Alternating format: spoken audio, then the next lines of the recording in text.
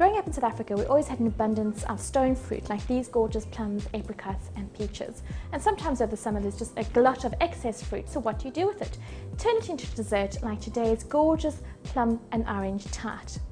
So this tart will have a short crust pastry base. The filling will be a conserve or jam, complimentary, and plums.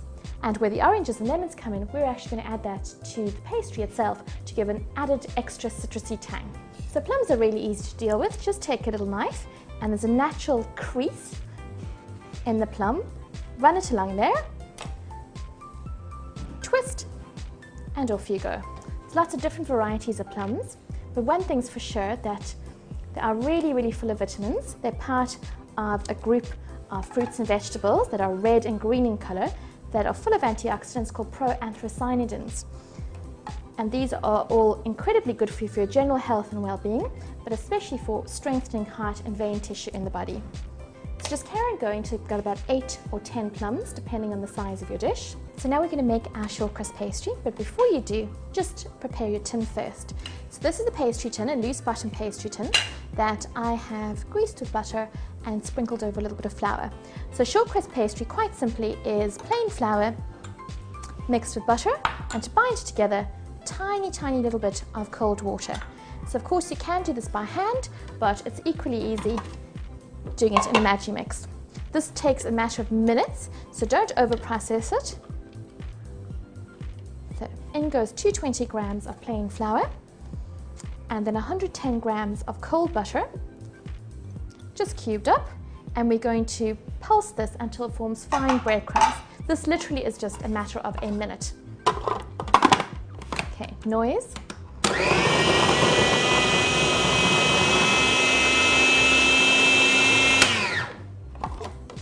So that is already done. You can see how quick that is. To get it to bind together, we're going to add a tiny bit of cold water. Don't add too much because your pastry will go brittle and be very difficult to roll out. But before we do that, we're going to add our citrus zest. So the zest of an orange and the zest of a lemon.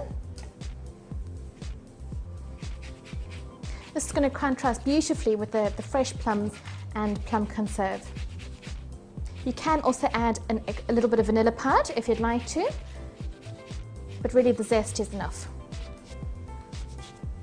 So we're going to start with a tablespoon of icy cold water, blitz it, and when the dough comes together in a ball and it chases around the S-blade, it's done. Stop pulsing.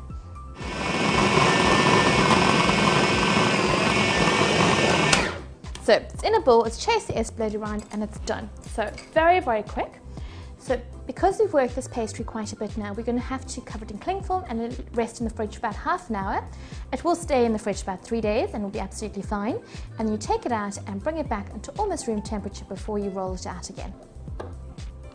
So just to make it easier, put a little bit of flour on your work surface. And barely handling this, you want to just bring this into a disc.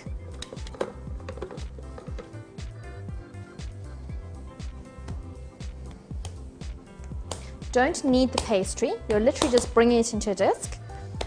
This will make it easier to roll out when it comes out of the fridge. I've taken out the pastry from the fridge about half an hour ago, just to allow it to come back to room temperature. Still got a slight chill off of it. I've got a large pastry tin ready. If you prefer to roll individual tins, that's absolutely fine, just grease and flour as normal. So sprinkle your work surface with some flour. You don't need the pastry sticking to it. We want to roll this out into a long, thin sheet to line our pastry tin with. And it's a good idea to cover your rolling pin in a little bit of flour too, just to help prevent it stick. So roll your pastry in long, smooth strokes, turning it a quarter turn after every 3 to 4 strokes. This means that your pastry will just roll a little bit more evenly for you. And you're just going to carry on going until it's a few millimeters thick. So I've lined the pastry tin with our orange and lemon flavoured short crust pastry. You don't need to bake this case blind, we're just going to pop the filling in and it'll bake for about 35 minutes. So take a jar of complimentary jam, so something like a damson, a plum. I've used blackcurrant before and it was gorgeous. And with the back of a spoon, spread out the jam. and then we're going to squash our plums cut side up into the jam. So this is a lovely way to enjoy a fruit-based dessert. Much healthier for you. Even if you have a big dollop of cream on the side, overall it's still much better. And there we go, we just have enough plums. So this will bake for 35 minutes at 170 degrees. And just to show you one I made earlier, this will be the end result. Lovely, light, orange and lemon flavoured crispy short crust pastry with caramelised plums in the middle.